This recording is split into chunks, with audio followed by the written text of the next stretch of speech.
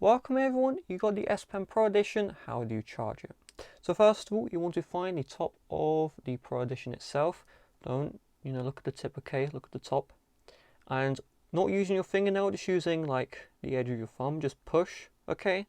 And when you push, you can see this little flap comes out. You're going to notice there is a port, and this port is a USB-C charging port. So you just want to use the charger you use for your Samsung for the S Pen Pro Edition. Just connect it, and you can see here the green light, meaning you're charging.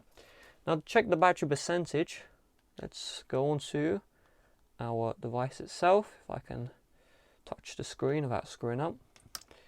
You're then going to activate the little pen here, tap into settings, air actions, and it does say no S Pen is paired because I forgot I paired this with my Z Fold 3. But let's see here, I'll just do a quick pairing now. And in this area, it will say the exact battery percentage, right? So I'm on the connection button. Let's scan for the S Pen. Give it just a couple of seconds here.